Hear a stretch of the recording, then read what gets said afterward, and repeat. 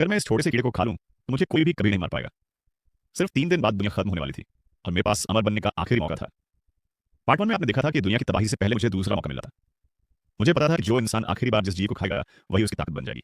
इसलिए मैंने उल्लू, इलेक्ट्रिक ईल और बुलेट चींटी जैसी शक्तिशाली क्षमताएं इकट्ठा करने का फैसला किया था। लेकिन मुझे अभी भी सबसे जरूरी शक्ति संगीत की तलाश थी। तब भी मुझे अचानक टारगेट का ख्याल आया। इसकी जिंदगी जीने की क्षमता इतनी जबरदस्त है कि इसे लगभग अमर माना जाता है। अगर मक्का में तबाही आने से पहले काफी टारगेट खा लूं तो शायद संगीत उसकी मरतबा मेरी भी ताकत बन जाए। कहा जाता है कि ये छोटा सा जीव तब तक जिंदा रह सकता है जब सूरज ही खत्म ना हो जाए। ये भयानक गर्मी, जानलेवा ठंड, बेहद ज्यादा दबाव और यहाँ तक कि अंतरिक्ष का भी संगीत सामना कर सकता है। न्यूक्लियर रेडिएशन भी इसे आसानी से नहीं मर सकता।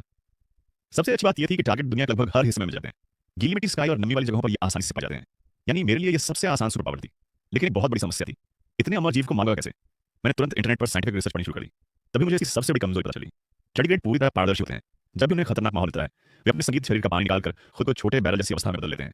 इसी वजह से वे सालों तक बिना मरे जिंदा रह सकते। कहते हैं संगीत है।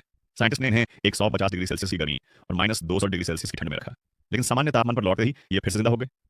एटॉमिक बम के स्तर का रेडिएशन और समुद्र की सबसे गहरी खाई से कई गुना ज्यादा दबाव भी इन्हें खत्म नहीं कर पाया। लेकिन इनकी एक जानलेवा कमजोरी थी। अगर इन्हें 15 मिनट तक यूवी जर्नी सेल लैंप की रोशनी में रखा जाए संगीत तो ये पूरी तरह मर जाते हैं। तेज भाप और खुली आग भी इन्हें खत्म कर सकती है। बस अब मुझे वही चाहिए था। तबाही आने में सिर्फ 3 दिन बाकी थे। मुझे समय के खिलाफ दौड़ लगानी थी। मैंने तुरंत ऑनलाइन एक माइक्रोस्कोप और यूवी जर्मिसाइड लैंप मंगा लिया। यूवी लैंप सबसे सुरक्षित तरीका था क्योंकि इससे टारगेट मर जाएगा लेकिन उसकी ताकत सुरक्षित रहेगी। मेरे शहर के बाहर जंगल और खेत थे जहां हर तरफ काई जमी हुई थी। मैं तुरंत वहां पहुंचा और बड़ी मात्रा में काई और नम डंठल इकट्ठा करने लगा। इसी दौरान मेरी नजर घास पर एक बड़े टारगेट पर पड़ी।